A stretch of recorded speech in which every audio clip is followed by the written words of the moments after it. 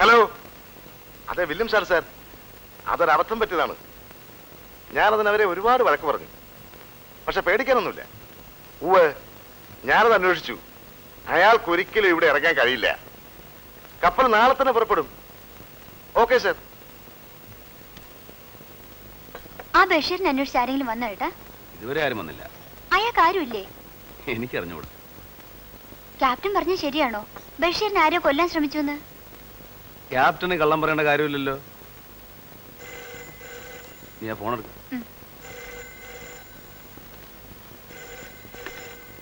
Hello, അതെ ഉണ്ട് ചേട്ടാ, കളക്ടർ. ഹലോ, അതെ സാർ. ശരി സാർ, ഞാൻ നാളെ രാവിലെ 10 മണിക്ക് ഓഫീസ് വരാം sir. Thank you sir. Good night. ബഷീറിനെ കപ്പലിൽ നിറക്കാൻ ഉത്തരവായിട്ടുണ്ട്. നാളെ രാവിലെ 10 മണിക്ക് ഓർഡർ കിട്ടും. ഞാനൊന്ന് പോട്ടി വരെ പോയിട്ട് വരട്ടെ. ഈ രാത്രിയിലോ? ആ പാവം ക്യാപ്റ്റൻ കാത്തിരിക്കുന്നുണ്ടാവും. ഞാൻ ഈ വിവരം ഒന്ന് പറയട്ടെ.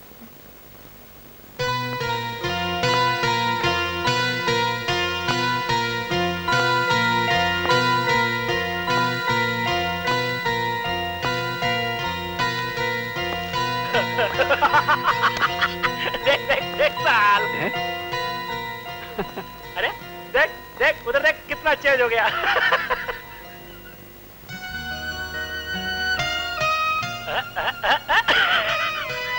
എന്റെ പാൻസും ഷർട്ടും നിനക്ക് നന്നായിട്ട് യോജിക്കുന്നുണ്ടല്ലോ.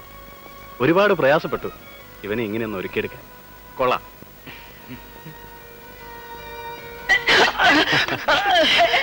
രാംദേവ്, നോ.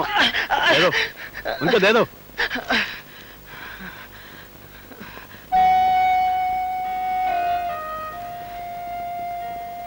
Go.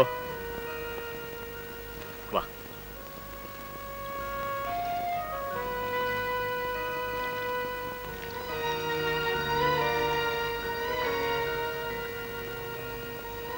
ആ പുതിയിലെന്താ? പാൻസും ഷർട്ടുമാണ് അവന്റെ ആകെയുള്ള സ്വത്ത്. ആര് ചോദിച്ചാലും അവൻ അത് കൊടുക്കില്ല. ആ 10 മണിക്ക് ഓർഡർ കിട്ടും. അതുമായി എത്താമെന്ന് അഡ്വക്കേറ്റ് ഭാസ്കരപിള്ള പറഞ്ഞിരിക്കുന്നത്. സാറ് വെളുപ്പിന് 3 മണിക്ക് അവിടെ നിന്ന് പോയത്. ഞങ്ങൾ ഒരുപാട് കാര്യങ്ങൾ സംസാരിച്ചു. പാവം, നല്ല മനുഷ്യനാണ്. എന്ന സമയമായി, ഞാൻ ഇറങ്ങട്ടെ. Okay, see you.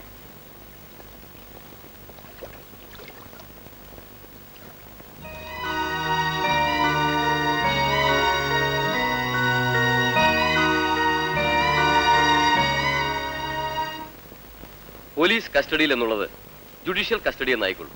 അതായിരിക്കും നല്ലത്. പേര് ടൈപ്പ് ചെയ്തോളൂ. 1+4. ശരി സാർ. ഒരു 5 മിനിറ്റ് കൂടി. ഓക്കെ. പേരൊന്ന് ടൈപ്പ് ചെയ്തോട്ടെ. പോകുമ്പോ ഹാർബർ പോലീസ് സ്റ്റേഷനിൽ SI കൂടി വിളിച്ചോളൂ. അയാൾക്ക് ആ ഡയറക്ഷൻ കൊടുത്തിരിക്കുന്നത്. പറ്റിയാൽ ഇന്ന് തന്നെ, അല്ലെങ്കിൽ നാളെ മെഡിക്കൽ ഓഫീസറുമായി കൺസൾട്ട് ചെയ്ത് അയാൾ ഹോസ്പിറ്റലൈസ് ചെയ്യും. ഓക്കെ. അതുവരെ സ്റ്റേഷനിൽ കഴിയില്ല. Hello, yes, holding. Yes sir. ഉവ്വ്. ആ കൊടുത്തിട്ടില്ല. ശരി, അങ്ങനെ ആവട്ടെ സർ. എവിടെയാ? ഗസ്റ്റ് ഹൗസിലോ? ഉടനെ വന്നേക്കാം. ഗസ്റ്റ് ഹൗസിൽ നിന്ന് ചീഫ് മിനിസ്റ്റർ, ഹോം മിനിസ്റ്റർ അവിടെ ഉണ്ട്. ഞാൻ ഉടനെ അങ്ങോട്ട് ചെല്ലണമെന്ന്. ഒരു 5 മിനിറ്റ് കൂടെ കഴിഞ്ഞ് സാറിന് പോയാൽ മതിയെങ്കിൽ എനിക്ക് ആ ഓർഡർ കിട്ടുമായിരുന്നു. അതിനെക്കുറിച്ച് സംസാരിക്കാൻ അവരോട് ചെല്ലാൻ പറഞ്ഞു. നിങ്ങളും കൂടി വാ. ഞാൻ വരണോ? വാന്നേ, താൻ പുറത്ത് നിന്നാ മതി. ശരി സാർ. അതുകൊണ്ട് ആ എൻട്രി മോഡ് പിൻവലിക്കാം. ഇതൊരു എൻക്വയറി സ്റ്റേജിൽ എത്തിക്കാതെ ഒതുക്കി തീർക്കാൻ നിങ്ങൾക്ക് ഇപ്പോൾ കഴിയും. കപ്പൽ തിരിച്ചു പോകുന്നതോടെ ഈ അധ്യായം അവസാനിക്കുകയും ചെയ്യും. ഇത് മന്ത്രിസഭയുടെ തീരുമാനമാണ്. സാർ, ആ അഡ്വക്കേറ്റ് ഭാസ്കരപിള്ള പുറത്തുണ്ട്. ഇതിനു വേണ്ടി അയാൾ ഒരുപാട് ബുദ്ധിമുട്ടി. 5 മിനിറ്റ് കൂടി കഴിഞ്ഞിരുന്നെങ്കിൽ ഓർഡറും കൊണ്ട് അയാൾ പോകുമായിരുന്നു. സാറൊന്ന് അയാളോട്. ഓഹോ, ഇതിലുമുണ്ട് അയാള്. 4 പേരോട് പറയാൻ കൊള്ളാവുന്ന കേസൊന്നുമില്ല അയാൾക്ക്. താൻ തന്നെ ഈ തീരുമാനം അയാളോട് പറഞ്ഞാൽ മതി. വരട്ടെ, അയാളുടെ ഇങ്ങോട്ട് വരാൻ പറ, ഞാൻ പറഞ്ഞു കൊടുക്കാം. എന്തിനാ കേശു? കളക്ടർ പറഞ്ഞാൽ മതി. വരട്ടെ സാറേ, എനിക്ക് 2 വാക്ക് അയാളോട് പറയണം. നിങ്ങൾ ചെന്ന് അയാളുടെ ഇങ്ങോട്ട് വരാൻ പറയൂ. തനിക്കിത് ആവശ്യമില്ലാത്ത പണിയാ. അയാളോട് സംസാരിക്കേണ്ട കാര്യം നമുക്കില്ല. അങ്ങനെ അല്ലണ്ണ, ഞാൻ അയാളൊന്ന് കാണാൻ കാത്തിരിക്കുന്നു. ഓ, എന്നാൽ അങ്ങനെ ആവട്ടെ.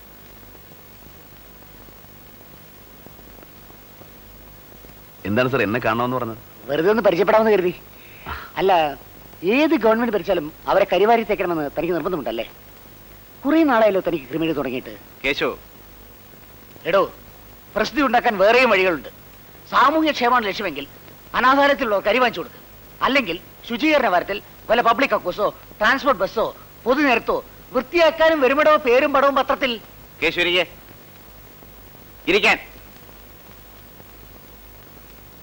മിസ്റ്റർ, തന്നെ പറഞ്ഞു ബോധ്യപ്പെടുത്തേണ്ട കാര്യം എനിക്കില്ല, എങ്കിലും പറയുകയാണ്. വളരെ ആലോചിച്ചതിന് ശേഷമാണ് ബഷീറിന്റെ കാര്യത്തിൽ കളക്ടർ ഇഷ്യൂ ചെയ്യാനിരുന്ന ഇന്റർവ്യൂ ഓർഡർ റദ്ദാക്കാൻ ഗവൺമെന്റ് തീരുമാനിച്ചത്. ഇതിൽ രാഷ്ട്രീയമോ മറ്റേതെങ്കിലും വിധത്തിലുള്ള സമ്മർദ്ദങ്ങളോ ഇല്ല. പിന്നെ എന്താണ് സാർ അങ്ങനെ ഒരു തീരുമാനം കൈക്കൊള്ളാൻ കാരണം? പറയാം. മലയാളം അറിയാവുന്നത് കൊണ്ട് മാത്രം ഒരാൾ ഇന്ത്യൻ പൗരനാവണമെന്നില്ല. വിഭജന കാലത്ത് മലയാളം അറിയാവുന്ന എത്രയോ പേർ പാകിസ്ഥാനിലേക്ക് കുടിയേറിയിട്ടുണ്ട്. അവരാരും ഇന്ത്യൻ പൗരന്മാരല്ലല്ലോ. അങ്ങനെ ഒരാളാണ് ഈ പറയുന്ന ബഷീർ എങ്കിലോ? നിങ്ങൾ ഓർക്കുന്നുണ്ടാവും മലപ്പുറം സംഭവം. കുറേ വർഷങ്ങളായി മലപ്പുറത്ത് താമസിച്ചിരുന്ന രണ്ടുപേർ പാകിസ്ഥാൻ പൗരന്മാരാണെന്ന് കണ്ടുപിടിച്ചതിനെ തുടർന്ന് ഈയിടെ പുറത്താക്കപ്പെടുകയുണ്ടായി. അത് ഉയർത്തിയ വിവാദം തന്നെ ഇതുവരെ കെട്ടടങ്ങിയിട്ടില്ല. അതും ഇതുമായിട്ട് എന്താണ് സാർ ബന്ധം? ഉണ്ട്. കപ്പൽ കറാച്ചി തുറമുഖം ടച്ച് ചെയ്തിട്ടാണ് ഇവിടെ എത്തിയിരിക്കുന്നത്. നമുക്ക് എങ്ങനെ ഉറപ്പിച്ച് പറയാം ബഷീർ ഇന്ത്യൻ പൗരനാണെന്ന്? മറിച്ച് അയാൾ ഒരു പാകിസ്ഥാൻ ചാരനാണെങ്കിലോ? ചാരനോ? അതെ. എന്തുകൊണ്ടങ്ങനെ സംഭവിച്ചുകൂടാ? Sir, it's a mere doubt. ആയിക്കോട്ടെ, ഡൽഹിയിൽ നിന്നും പ്രത്യേകം നിർദ്ദേശമുണ്ട്. ഈ വക കാര്യങ്ങളിൽ നേരിയ സംശയമുണ്ടെങ്കിൽ പോലും യാതൊരു പരിഗണനയും കൂടാതെ നടപടിയെടുക്കണമെന്ന്. That is what the government has done. Sir, താങ്കൾ തെറ്റിദ്ധരിച്ചിരിക്കുകയാണ്. ഒരു മിനിമം കോമൺ സെൻസ് വെച്ച് ചിന്തിച്ചാൽ നമുക്ക് മനസ്സിലാക്കാവുന്നതേ ഉള്ളൂ. മലപ്പുറം സംഭവത്തിൽ അവർക്കെതിരെ വ്യക്തമായ തെളിവുകൾ ഉണ്ടായിരുന്നു. പക്ഷേ ഇവിടെ നിർഭാഗ്യം കൊണ്ട് താൻ ഇന്ത്യൻ പൗരനാണെന്ന് തെളിയിക്കാനുള്ള രേഖ അയാളുടെ പക്കലില്ല. മാത്രമല്ല, താൻ ആരാണെന്ന് ബോധ്യപ്പെടുത്താനുള്ള ഓർമ്മശക്തിയും അയാൾക്കില്ല. ഇനിയിപ്പോ എന്തൊക്കെയായാലും ഏത് കാര്യത്തിനുമില്ലേ സാർ ഒരു ഹ്യൂമാനിറ്റേറിയൻ അപ്രോച്ച്? ആ കൺസിഡറേഷനെങ്കിലും. I'm sorry mister Bhaskar Pillai. പൗരാവകാശ സംരക്ഷണത്തിന്റെ കാര്യത്തിൽ വീറും വാശിയും എനിക്കുമുണ്ട്. അതിനോടൊപ്പം തന്നെ രാജ്യത്തിന്റെ താല്പര്യം സംരക്ഷിക്കാനുള്ള ചുമതലയും എനിക്കുണ്ട്. ഇതൊക്കെയാണെങ്കിലും ശരി, ഒരു വ്യക്തിക്ക് വേണ്ടി നിങ്ങൾ നടത്തിയ ആത്മാർത്ഥ ശ്രമത്തെ എന്റെ ഗവൺമെന്റ് അപ്രീഷിയേറ്റ് ചെയ്യുന്നു. But there are times when even A genuine mission fails. Sir, അങ്ങനെ ഒരു തീരുമാനത്തിൽ ഉറച്ചു നിൽക്കരുത്. ഞാൻ പറയുന്നത് സാറൊന്ന് ശ്രദ്ധിച്ച് കേൾക്കണം. നിങ്ങൾ സംശയിക്കുന്നത് പോലെ ബഷീർ ഒരു ചാരനാണെങ്കിൽ കപ്പലിലെ ക്യാപ്റ്റൻ നേരായ മാർഗം തേടുമായിരുന്നു അയാളെ കരയിലിറക്കാൻ. പോർട്ടിലെ 4-3-7 സെക്യൂരിറ്റിക്കാരുടെ കണ്ണുവെട്ടിച്ച് ബഷീറിനെ കരയിലിറക്കാൻ വല്ല ബുദ്ധിമുട്ടുണ്ടോ സാർ? അയാൾ പാകിസ്ഥാൻ പൗരനാണെങ്കിൽ ഇവിടെ ആരാണ് സാർ അയാളുടെ ശത്രു? അയാളുടെ ന്യൂസ് പത്രത്തിൽ വന്ന ദിവസം അയാളെ ചിലർ കൊല്ലാൻ ശ്രമിച്ചത് എന്തിനാ? അതൊരു കെട്ടിച്ചമച്ച കഥയാണെങ്കിൽ ഇനി അഥവാ യാഥാർത്ഥ്യമാണ് എന്ന് തന്നെ ഇരിക്കട്ടെ. എന്നാൽ എന്താ, അക്രമികൾ കപ്പൽ കൊള്ളക്കാരായിരിക്കും. അവരുടെ കളവിനെ അവൻ തടസ്സപ്പെടുത്തിയപ്പോൾ അവർ ആക്രമിച്ചിട്ടുണ്ടാവും. എന്താ അങ്ങനെ സംഭവിച്ചുകൂടെ? അതോ കള്ളന്മാർക്ക് പാകിസ്ഥാൻകാർ തീണ്ടാമയുണ്ടോ? എനിക്കറിഞ്ഞൂടാ. കള്ളന്മാരുടെ കാര്യം കള്ളന്മാർക്കേ അറിയൂ. സാർ, ഇനി അയാൾ ചാരൻ തന്നെ ആയിക്കൊള്ളട്ടെ. അങ്ങനെയാണെങ്കിൽ പോലും അയാൾ ആരാണ്, അയാളുടെ ലക്ഷ്യമെന്ത്, അയാൾ എന്തിനിവിടെ വന്നു എന്നന്വേഷിക്കേണ്ട ചുമതലയെങ്കിലും ഗവൺമെന്റിനില്ലേ? എന്തിന്? അയാളിപ്പോ നമുക്കൊരു പ്രശ്നമല്ല. പ്രശ്നമാവുമ്പോ നോക്കിയാ പോരെ? ചെറിയൊരു കാര്യം ഊതിർപ്പിച്ച് വെറുതെ നാറണോ? നമ്മൾ എന്തിനാ റിസ്ക് എടുക്കണം? കപ്പലിൽ വന്നവൻ കപ്പൽ പോകുമ്പോൾ തിരികെ പോയിക്കോട്ടെ. നാളെ ബഷീർ ഒരു ഇന്ത്യൻ പൗരനാണെന്ന് ബോധ്യപ്പെട്ടാൽ won't you regret? I may. അതോർത്ത് ഇപ്പോഴേ വിഷമിക്കണോ? Yes, because he is a human being and he deserves justice. ഇല്ലാത്ത നിയമത്തിന്റെയും സംശയത്തിന്റെയും പേര് പറഞ്ഞ് നീതിയുടെ കാരുണ്യം അയാൾക്ക് നിഷേധിക്കരുത്. ഊരും പേരുമില്ലാത്ത ഒരു അനാഥന്റെ പേരിൽ എനിക്ക് എന്താ താല്പര്യം? വേറെ കേസൊന്നുമില്ലായിട്ടാണോ? കേസില്ലാത്തവർക്ക് വേണ്ടി ഞങ്ങൾ ഒരു പദ്ധതി ആസൂത്രണം ചെയ്യുന്നുണ്ട്. ആന്റി പ്രോസ്റ്റിറ്റ്യൂഷൻ ശക്തമാക്കാൻ ഗവൺമെന്റ് തീരുമാനിച്ചു കഴിഞ്ഞു. തെരുവ് വിഷയർക്ക് ഇനി വക്കീൽമാരെ ഏറെ വരും. ഇതിനേക്കാൾ മോശമായ ഭാഷയിൽ മറുപടി പറയാൻ എനിക്ക് അറിയാഞ്ഞിട്ടല്ല. പക്ഷേ ഓരോരുത്തർക്കും ഉണ്ടല്ലോ ഓരോ സംസ്കാരം. സാർ, കോമാളികൾ മന്ത്രിസഭയ്ക്ക് അലങ്കാരമല്ല, അലങ്കോലമാണ്.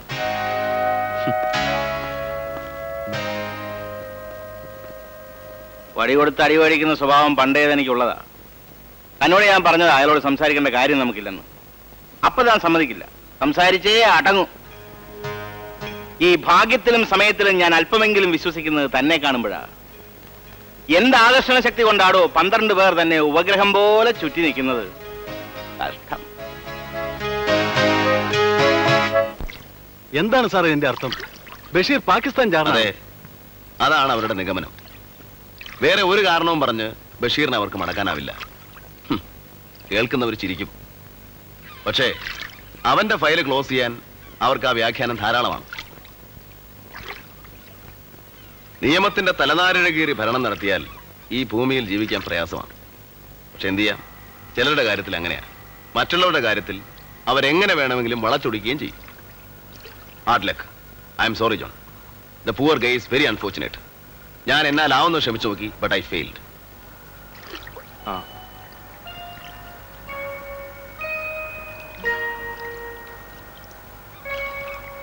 പാവം, രാവിലെ മുതൽ പോകാൻ തയ്യാറായി നിൽക്കുക. ഇനിയും എത്ര നാൾ അവൻ കടലിന്റെ കരുണയിൽ കഴിയണം.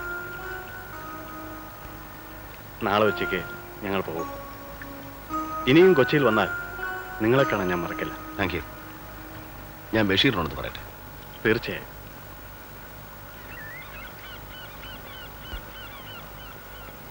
ബഷീറെ, ഇവിടെയുള്ള വലിയവർക്ക് ചെറിയവരുടെ കാര്യത്തിൽ താല്പര്യമില്ല. നിന്നെ തേടി നിന്റെ ബന്ധുക്കൾ ആരെങ്കിലും അങ്ങനെ ആരെങ്കിലും ഉണ്ടെങ്കിൽ അവരാരും എത്തിയില്ല. ഒരു കണക്കിന് ഇതിലെ താമസമാണ് നിനക്ക് നല്ലത്. നിന്നെ സ്നേഹിക്കുന്ന ഒരാളെങ്കിലും ഇതിനകത്തുണ്ടല്ലോ. ആരുമില്ലാത്തവർക്ക് ഈശ്വരനുണ്ടെന്നൊരു ചൊല്ലുണ്ട്. നിന്റെ കാര്യത്തിൽ അദ്ദേഹവും പണിമുടക്കില്ല. നീ എന്തറിഞ്ഞിട്ടാ ബഷീർ ചിരിക്കുന്നേ?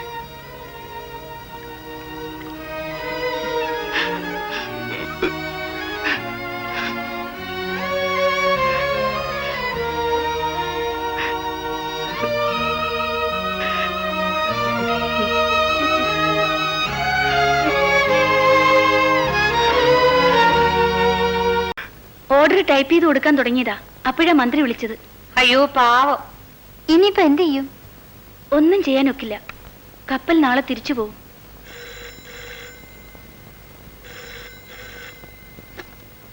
ഹലോ, അതെ, ആരാ സംസാരിക്കുന്നത്? ആരാണെന്ന് അവസാനം പറയാം. ആദ്യം പറയുന്നത് ശ്രദ്ധിച്ചു കേൾക്കുക. ബഷീറിനെ ഡീപ്പോർട്ട് ചെയ്യാൻ സാധിച്ചില്ലെന്ന് വിചാരിച്ച് നിരാശപ്പെടേണ്ട. സമർത്ഥനായ ഒരു വക്കീലായിരുന്നിട്ട് കൂടി നിങ്ങളുടെ സീനിയർ അഡ്വക്കേറ്റ് ഭാസ്കരപിള്ളയുടെ ചിന്തയിൽ ഇങ്ങനെയും തോന്നാത്തത് എന്തുകൊണ്ടാ? അത് ഓർക്കുമ്പോഴാ എനിക്ക് ആശ്ചര്യം. എന്ത് തോന്നാത്തെന്ന് നിങ്ങൾ കാര്യം പറയണം. ധൃതി വയ്ക്കാതെ പറയാം. Habeas corpus. ഹേബിയസ് കോർപ്പസോ? അതെ. കപ്പലിലെ ക്യാപ്റ്റൻ അന്യായമായി ബഷീറിനെ തടങ്കൽ വെച്ചിരിക്കുന്നതുകൊണ്ട് അയാളെ പ്രൊഡ്യൂസ് ചെയ്യാൻ ആവശ്യപ്പെട്ട് ഒരു ഹേബിയസ് കോർപ്പസ് പെറ്റീഷൻ മൂവ് ചെയ്താൽ നിങ്ങൾ വിജയിക്കില്ലേ? സംശയിക്കേണ്ട. അർജന്റ് റിട്ട് പെറ്റീഷൻ രാവിലെ മൂവ് ചെയ്താൽ ഉച്ചയ്ക്ക് മുൻപ് ഓർഡർ ആകും. കപ്പൽ പുറപ്പെടുന്നതിന് മുൻപ് കോടതി ആളെ പ്രൊഡ്യൂസ് ചെയ്യാം. അല്ലെങ്കിൽ തന്നെ കപ്പലിന്റെ മൂവ്മെന്റ് തടയാനുള്ള അധികാരം കോടതിക്കുണ്ട്. ആളെ തിരിച്ചറിയുന്നത് വരെ ജുഡീഷ്യൽ കസ്റ്റഡിയിൽ വയ്ക്കാൻ കോടതി ഉത്തരവിടും. നിങ്ങൾ ആരാ ഇതൊക്കെ പറയാൻ? മിസ്റ്റർ എക്സ്, എന്റെ പേര് അതാണ്. ഹലോ ഹലോ, ആരാ ഫോൺ ചെയ്തേ? Mister X. മിസ്റ്റർ എക്സോ?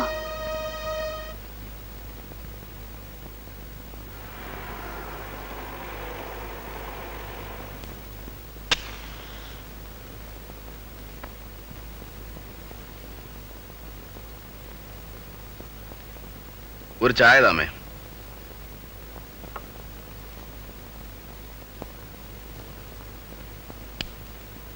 ക്യാപ്റ്റൻ എന്ത് പറഞ്ഞു സർ? എന്ത് പറയാൻ, നാളെ ഉച്ചയ്ക്ക് ബഷീറിനെ കൊണ്ട് കപ്പൽ തിരിച്ചു പോകും.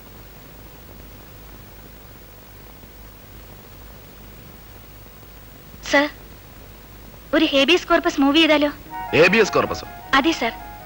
അന്യായമായി ബഷീറിനെ കപ്പലിൽ തടഞ്ഞു വെച്ചിരിക്കുകയാണെന്ന് പറഞ്ഞ് ഒരു അർജന്റ് പെറ്റീഷൻ മൂവ് ചെയ്താൽ സ്പെഷ്യൽ ഓർഡർ വഴി ബഷീറിനെ നാളെ കോടതിയിൽ എത്തിക്കാം. എവിടെ നിന്ന് കിട്ടി ഇതൊക്കെ ഐഡിയ? ഓഫീസിൽ ഹേബിയസ് കോർപ്പസ് റിട്ടിന്റെ ബുക്കിരിപ്പുണ്ട്, ഒന്നെടുത്ത് വായിച്ചു നോക്ക്. ഇത് എന്റെ ഐഡിയ അല്ല. ആരുടെ ഐഡിയ ആയാലും ശരി, അബദ്ധങ്ങൾ വിളിച്ചു പറയുന്നതിന് മുമ്പ് ഒന്ന് ആലോചിക്കണം. ഇവിടെ ആരുണ്ട് ബഷീറിന്റെ അടുത്ത ബന്ധുക്കളോ ആത്മസുഹൃത്തുക്കളോ ആയിട്ട്? അങ്ങനെ ആരെങ്കിലും ഉണ്ടെങ്കിൽ പിന്നെ കോടതിയുടെ ആവശ്യമുണ്ടോ? എമിഗ്രേഷൻ ഓഫീസിൽ ഒരു സത്യവാങ്മൂലം എഴുതി കൊടുത്താൽ ആളെ വിട്ടുകിട്ടില്ലേ? അല്ലെങ്കിൽ തന്നെ ക്യാപ്റ്റൻ അവിടെ തടഞ്ഞു വെച്ചിരിക്കുന്ന ബഷീറിനെ. I am sorry sir. ഗൗരവമുള്ള കാര്യങ്ങൾ സംസാരിക്കുമ്പോ ഒന്ന് ചിന്തിക്കണം. ആരാ ചേട്ടാ ഈ എക്സ്? എക്സോ?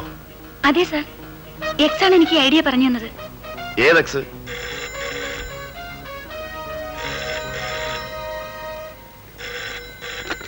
ഹലോ, എടാ വക്കീൽ സാറാണോടാ? എന്ത് പറ്റി? തോറ്റ് തുല്യം പാടിയോ? അയ്യോ, അനാഥന് നാഥനുണ്ടാക്കാൻ ഒരുപാട് കഷ്ടപ്പെട്ടല്ലോ, ഇതിന് നടന്നില്ലല്ലേ? കേസില്ലെങ്കിൽ പറയടാ, ഞാൻ തരാം. നേരിട്ട് വന്ന് പറയടാ റാസ്കൽ. പേരട്ടാടാ കൊച്ചലെ. നീ ആര് ധർമ്മപുത്രനോ നീതിയും ധർമ്മവും നടത്താൻ? നീ ആളാണെങ്കിൽ നിന്റെ തന്ത സിംഹം കേശമുള്ളയാണെങ്കിൽ ഞാൻ നിന്നെ വെല്ലുവിളിക്കുന്നു. ആ അനാഥനെ നിന്റെ കളത്തിലേക്ക് ഞാൻ കാണട്ടെ. പട്ടി കഴുവറടാ മോനെ, ഞാൻ സിംഹം കേശവലയുടെ മോൻ തന്നെയാടാ. നാളെ കപ്പൽ തുറമുഖം വിടുമ്പോ ബഷീർ അതിലുണ്ടാവില്ല, നീ നോക്കിക്കോ. വേണ്ട ഏട്ടാ, വഴക്കിനൊന്നും പോകണ്ട. സർ, വാശിയൊന്നും വേണ്ട. ആരെങ്കിലും ഫോണിൽ കൂടെ എന്തെങ്കിലും പറഞ്ഞെന്ന് വെച്ച്. എനിക്ക് വാശിയാണ്.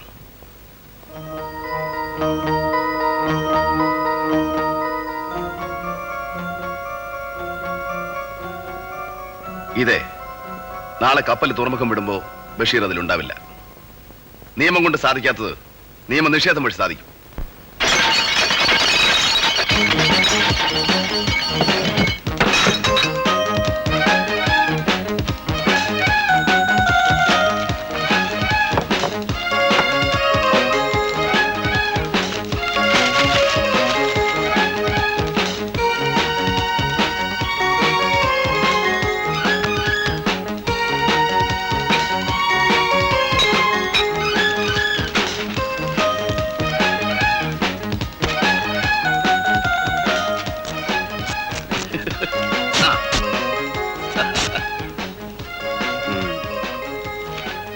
മതി മതി മതി, അത്രയും മതി. പോലീസിനാണ് പോയില്ലേ? രക്തം വേണ്ടേ? ഏയ്, എന്താ ഗ്യാപ്പ് നീ കാണിക്കുന്നേ? മാക്സിമം ഒറിജിനാലിറ്റി ആയിക്കോട്ടെ.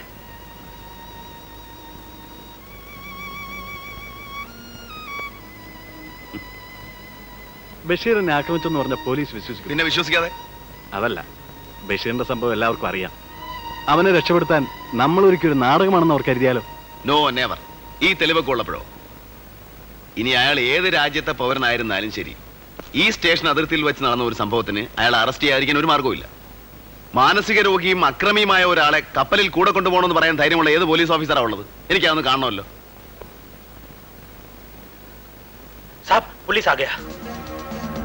ഇനി ഞാനിവിടെ എന്നാ ശരിയാവില്ല. പറഞ്ഞൊക്കെ ഓർമ്മയുണ്ടല്ലോ. You will be managing the whole thing. Okay? Okay.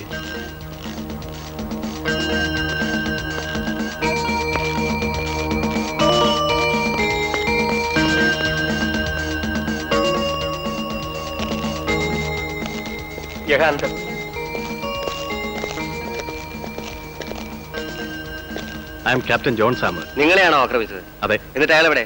അയാളെ അപ്പുറത്തൊരു മുറി പൂട്ടിയിട്ടിരിക്കുക. പോയി കൊണ്ടുപോടോ. സാർ, സൂക്ഷിക്കണം. ആളല്പം വയലന്റ് ആണ്. അതൊക്കെ ഒരു നോക്കിക്കോളൂ. No problem. रामदेव जी साहब, उसको दिखाओ. आइए साहब.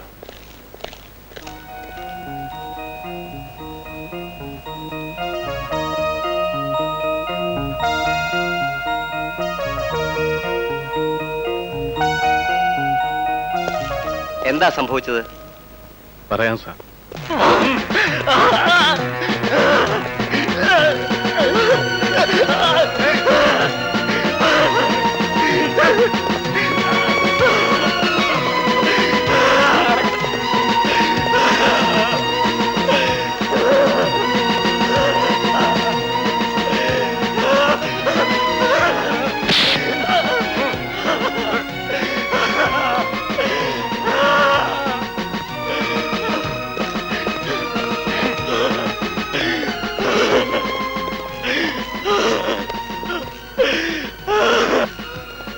മെഡിക്കൽ സർട്ടിഫിക്കറ്റ് വാങ്ങണം.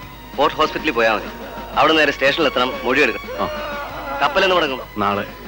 എന്തെങ്കിലും ആവശ്യമുണ്ടെങ്കിൽ ആരെ കോൺടാക്ട് ചെയ്യണം? ഞങ്ങളുടെ ഇവിടുത്തെ agency Mukherjee and company. Okay.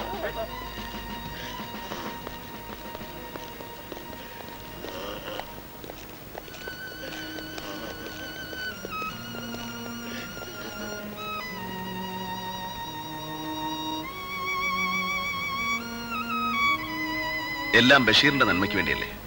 അതവൻ അറിയുന്നില്ലല്ലോ സാർ. അറിയും. ഇന്നല്ലെങ്കിൽ നാളെ അറിയും. യാത്ര ഒരു പ്രാവശ്യം ഞാൻ പറഞ്ഞു കഴിഞ്ഞു. വരട്ടെ. സോഫ്റ്റ് വായിച്ചു. Thank you.